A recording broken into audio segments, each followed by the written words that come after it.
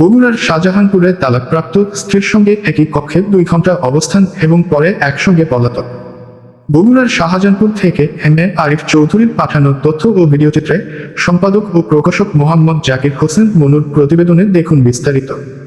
বগুড়ার শাহজাহানপুর উপজেলার বনানী বেজোড়া তালতলা বন্দর এলাকায় তালাকপ্রাপ্ত স্ত্রীর সঙ্গে তার স্বামীর একই কক্ষে দীর্ঘ সময় অবস্থানকে কেন্দ্র করে এলাকায় চাঞ্চল্যের সৃষ্টি হয়েছে।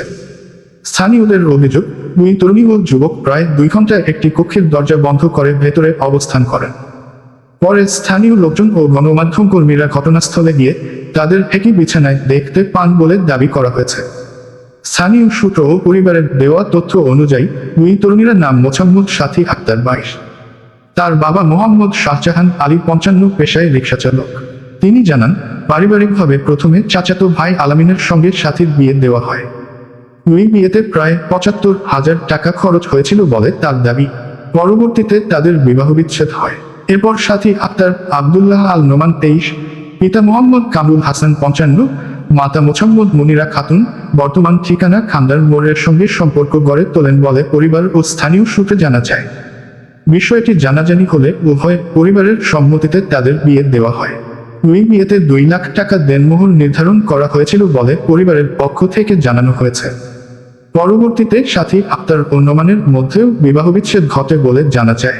তবে বিচ্ছেদের পরও তাদের মধ্যে যোগাযোগ ছিল বলে স্থানীয়দের দাবি।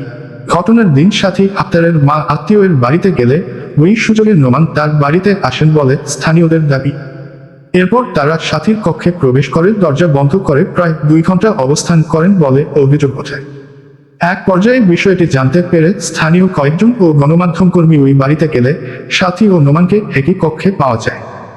এ সময় নোমানকে খালি গায়ে দেখা যায় এবং গণমাধ্যম কর্মীর অনুরোধে তিনি পরে পোশাক পরেন বলে প্রত্যক্ষদর্শীরা জানান।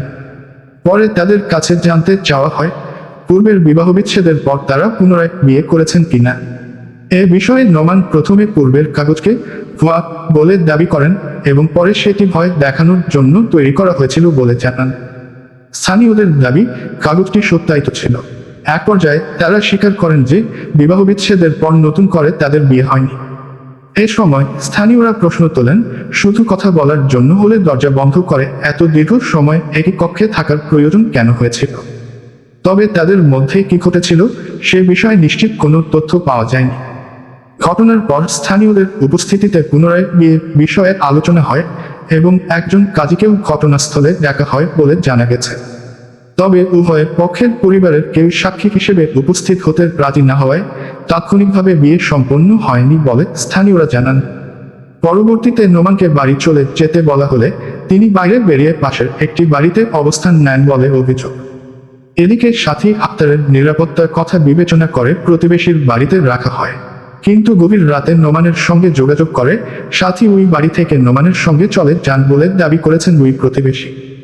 ঘটনার বিষয়ে সাথীর বাবা শাহজাহান আলী বলেন, তিনি ঢাকায় রিকশা চালিয়ে পরিবারের খরচ বহন করেন। মেয়ের এসব ঘটনায় তিনি সামাজিকভাবে বিব্রত ও মানসিকভাবে কষ্ট পাচ্ছেন। তিনি আরও বলেন, মেয়ের সঙ্গে যোগাযোগ হলে তিনি বিষয়টি জানাবেন। স্থানীয়দের দাবি, সাথী আক্তারের এটি পুনরায় বিয়ে হলে মোট 4টি বিয়ে হবে। ঘটনাটি নিয়ে এলাকায় নানা আলোচনা ও সমালোচনার সৃষ্টি হয়েছে। স্থানীয়দের প্রত্যাশা, বিষয়টি নিয়ে কোনো পক্ষকে দোষী সাব্যস্ত করার আগে সংশ্লিষ্ট পরিবার, প্রত্যক্ষদর্শী ও প্রয়োজনীয় নথিপত্র যাচাই করে প্রকৃত ঘটনা নিশ্চিত করা হোক।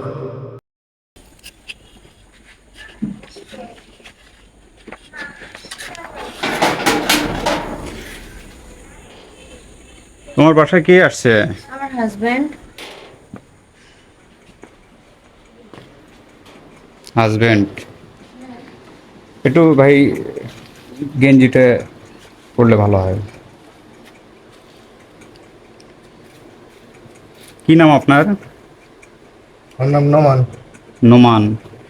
তো একে তো সারাসারি করছেন শুনলাম যে জানুয়ারি মাসে। সেদিন না তুমি না কলে তো ছুটে ফেলাইছি, ছুটে তার আসবো না, তার গেট বানাবার ইচ্ছা।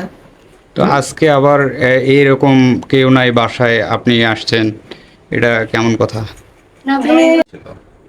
মানে সারাসারি হয়েছিল? কাগজটা নকল ছিল। নকল কাগজ কে দিয়ে গেছে? নকল কাগজ ওটা আমাদের শুরুতে যখন সম্পর্ক ছিল হ্যাঁ। তখন আমার ওয়াইফই আমাকে ভয় দেখানোর জন্য এই কাগজটা বানিয়ে দিয়েছিল। হুম। তো এখন বাসায় কেউ নাই, আপনি এরকম করে আসছেন, নকল কাগজ হোক আর আসল কাগজ হোক, না, এখন এই আপনি বিষয়টা এরকম- সবাইকে বলছেন, এইদিকে তাকাই কথা বলেন, না ভাই, আপনি সবাইকে দেখে বলছেন, আপনি ফোন বিষয়টা করতে আসলে সবাইকে বলার পরে সমাজের মধ্যে তো একটা বিশৃঙ্খলা সৃষ্টি হয়ে যায় ভাই। না না, বিষয়টা হচ্ছে এখানে যে ওর বাবা মা, হুম। ওর বাবা মা এগুলো সম্পর্কে সবকিছুই জানে। হুম। তো ওর বাবা মা এবং আমার বাবা মা হুম। এরা দুইজনই চাই যে আমরা হচ্ছে হলো এক জায়গায় থাকি। তো সেই প্রেক্ষিতে হচ্ছে এখানে আসা। তো এলাকাবাসী সবাই তো বলতেছে যে আপনারা অবৈধভাবে আছেন। না না, অবৈধভাবে না। অবৈধভাবে তো কাগজটা ওর বাসাতে সব কিছু জানে। কাগজটা একটু দেখান তো, মানে যেটা নকল কাগজ আপনি বললেন। আমাদের বিয়ের- হ্যাঁ, আমাদের বিয়ের না নকল না, কাগজ। আপনি যে বললেন যে নকল কাগজ আছে, যেটা মানে সারার কাগজটা দিয়ে গেছিলেন আপনি, জি, জি। হ্যাঁ ওটা সহ একটু দেখান। এটা যে বললো যে নকল কাগজ, এটা তো আসল কাগজ, দেখতেছি আসল কাগজ, দেখি ভাই মেলান তো একটু কাগজটা, এই যে সত্যায়িত করা, এটা তো আসল কাগজ।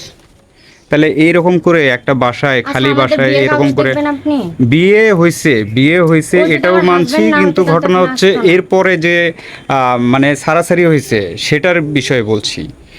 সে যে সারাসারি করে গেছে, কাগজ দিয়ে গেছে, এই বিষয়ের আচ্ছা, কথাটা এখন ভাই, বলছি। আপনি এটা নামান, আপনার সাথে একটু কথা বলি। বলো। আচ্ছা, এটা নামান আপনার সাথে, আপনি তো ভাই হন তাই না? হুম। তো আপনি তো আসলে আমাদের থেকে আগে শুনবেন বিষয় আসলে হ্যাঁ কি। শুনতেছি তো, আমি তো শুনতেছি। আপনাকে এই কথা কে বললো যে ওর সাথে আমার সারাসারি হয়েছে? এই যে কাগজ তো প্রমাণ, না, আপনি হুট করে যেভাবে আসলেন, আপনাকে কে বললো? কাগজ প্রমাণ না, এলাকাবাসী সবাই জানে, সবাই বলতেছে। এ সত্য তো আসলে এটা কেমন ভাই? আমাদের বিয়ে এটা কি ঠিক হয়েছে আপনি বলেন? না, না, না, আমি বলি, আমাদের বিষয়গুলো হতো এরকম যে আমার ফ্যামিলি জানে না, ওর ফ্যামিলি জানে না, তাহলে বিষয়টা একরকম ছিল। কিন্তু আমাদের দুই ফ্যামিলি জানে এবং আমাদের দুইবার বিয়ে হয়েছে। একবার আমরা তো হচ্ছে আপনি যে সারাসারি করছেন, হ্যাঁ, তারপরে কি বিয়ে হয়েছিল? না, তারপরে বিয়ে। তো এইভাবে এসে থাকাটা কি ঠিক হয়েছে? এখন তুমি বলো, থাকা কি ঠিক হয়েছে? আমরা তো থাকিও নাই বা কিছু না, ও আসছে আমার এখানে কথা বলে। তো এই এক রুমের মধ্যে এরকম বন্দি অবস্থায়, বাসায় কেউ নাই,